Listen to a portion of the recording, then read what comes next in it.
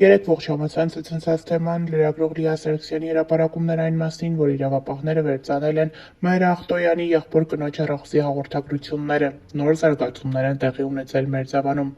Փարաքար խոշորացված համայնքի Մերձավան բնակավայրում իրավիճակը շարունակում է լարված մնալ։ Իրավապահները վերծանել են ԿՊԱ-կան հավաքանու անդամ Դավիթ Ախտոյանի կնոջ Գոհար Գալստյանի հեռախոսի հաղորդագրությունները, ինչից հետո պարզվել է, որ վերջինս անձնական բնույթի հարաբերությունների մեջ է ամուսնու եղբոր Մհեր Ախտոյանի հետ։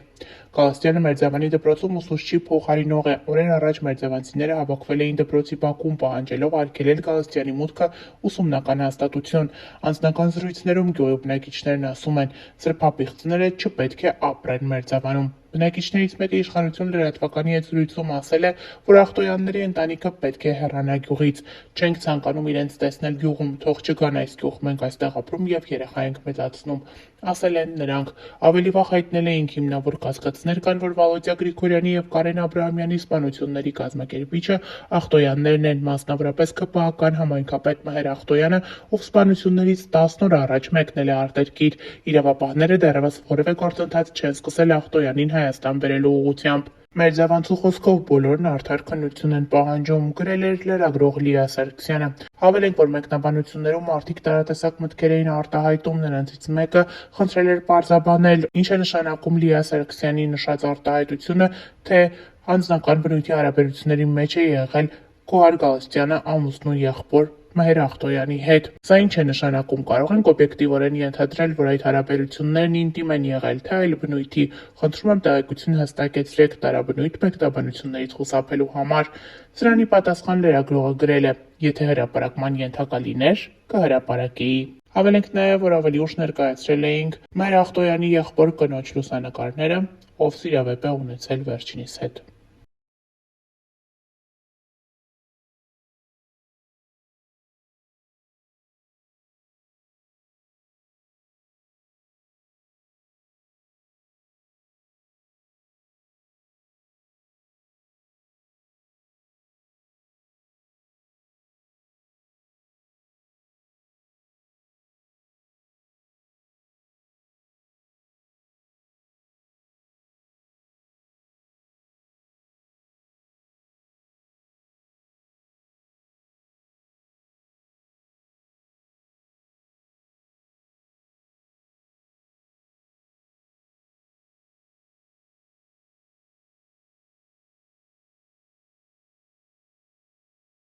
Նշենք նաև, որ համացանցում այս օրերին տարածվում էր Մհեր Ախտոյանի մասնակցությամբ այն լուսանկարը, որտեղ նա ԿՊԱ-կան պատգամավոր Հայկ Սարգսյանի հետ էր։ Հայկ Սարգսյանը հանդես էր եկել խոսքով նշելով, որ մտերիմ հարաբերությունների մեջ չի եղել Մհեր Ախտոյանի հետ, պարզապես ինչ-որ միջոցառման ժամանակ հանդիպել են։ Մակարյան Նյուզի տեղեկություններով երեկ գիշերը ծեծկռտուք է տեղի ունեցել Փարաքար խոշորացված համայնքի Մերձավան բնակավայրում։ Ծեծկռտուքի մասնակից մի կողմը եղել են Փարաքարի սպանված համայնքապետ Վալոդյա Գրիգորյանի մերձավորները, մյուս կողմը նախկին գյուղապետ եւ ԿՊԱ-կան Մհեր Ախտոյանի կողմնակիցները, երկու կողմն էլ երիտասարդներ։ Ասացին գյուղամիջում հանդիպել են, որոշ հաշիվներ պարզել, հասցրել են իրար ծեծել, անգամ քարերով եւ այլ առարկաներով վնասել են Ախտոյանի կողմնակիցների մեքենաները, սակայն ոստիկանությանը հաջողվել է կանխել միջադեպը, որ արյունալի ընթացք չստանա։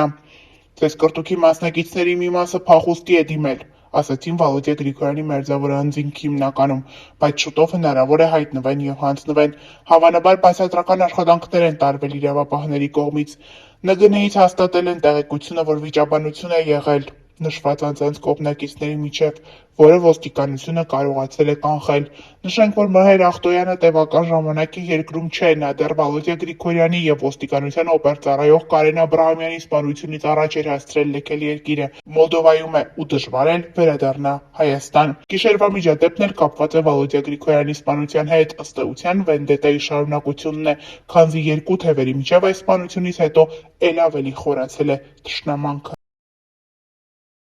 Լուրը եղել է Փարաքարում, խոսել է Վալոդյա Գրիգորյանի մոր Մարինե Գրիգորյանի հետ։ Վերջինս խոսել է մեղավոր ճանաչվածների մասին, նշելով, որ չէր ցանկանա, որ նրանք որևէ կապ ունենային այդ ամենի հետ, քանի որ իրենք էլ եթե լինեն բերդում, միևնույն է, լավ կյանք չեն ապրելու, թող իր Թշնամին անգամ բերդում կյանք չունենա, սակայն ինչպես տիկին Մարինեն է նշել, իր որդու կյանքից թանկ որևէ բան չկա, սակայն այսօր իր որդին այլևս իր հետ չէ։ Տիկին Մարինեի խոսքով ինքը սպասում է, որ լինի արդար քննություն։ Վերջինս նշել է, որ իր որդու սպանության մեջ եղել են պատվիրատուներ։ Մարինե Գրիգորյանի խոսքով Փարաքարի համայնքապետ դառնալուց հետո իր որդու հաղթանակը այդպես էլ չեն մարսել։ Իշխանությունների ոտքերի տակ պարողներ կային, ովքեր կուլ չտվեցին իմ որդու հաղթանակը։ Դա մի մեծ ոսկոր էր, որը կանգնած էր նրանց կոկորդին, նշել է Մարինե Գրիգորյանը։ Մարդուն սպանեցին իր սկզբունքների համար, որովհետև գիտեին, թե իմ տղան իր կյանքից ինչ է ուզում։ Իմ տղան տարիներ շարունակ այս կուսակցությունից այն կուսակցություն չի անցել։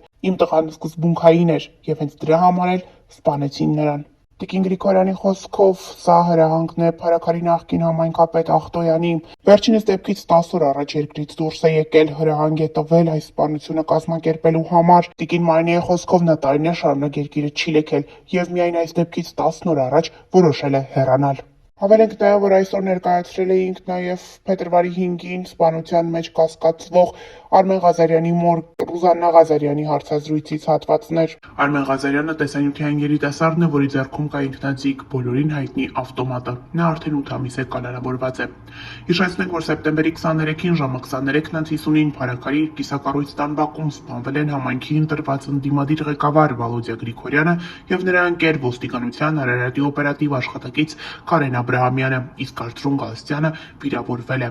Արմեն Ղազարյանի մայրը սկզբում հրաժարվեց մեկնաբանություն տալուց, այնուհետև խոսեց։ Նա նշում է, որ իր տղան չի մարդասպանը։ Եթե լինի ճիշտ քննությունը, ապա իրավապահ մարմինները կգտնեն, թե ով է իրականում եղել այդ օրվա մարդասպանը։ Տիկին Ռուզաննայի խոսքով պետք է օբյեկտիվ լինել, որպեսզի նման դեպքերը կանխվեն։ Նա նշել է, որ պետք է յուրաքանչյուրը պատժվի, այդ թվում իր որդին, ով զենք է խլել, բայց իր որդին մարդասպան չէ, նա չի կրակել։ Այսօր ամեն ինչ բարդվում է իր որդու վրա, այսօր կալանավորված է միայն իր որդին, փետրվարի 5-ի գործով։ Տիկին Ռուզաննայի խոսքով իրավապահ մարմինների բաց թողման արդյունքում է, որ կրկին կրակոցներ են հնչել Մերձավանում։ Նա նշում է, որ իր որդին այս պահին կալանավորված է եւ նա անմեղ է։ Նա պարզապես ներկա է գտնվել այդ օրը, սակայն ինքը մեղավոր չէ եւ ամեն ինչ բարդվում է իր որդու վրա։ Տիկին Ռուզաննան նշել է, որ դիմել է հանրապետության գլխավոր դատախազին գործը կրկին քննելու եւ անմեղության վարկածն առաջ բերելու համար։ Տիկին Ռուզաննայի խոսքով այս ամենը վենդետայի արդյունք է։ Վենդետա է եղել, քանի որ կողմին չի բավարարել քննության արդյունքը։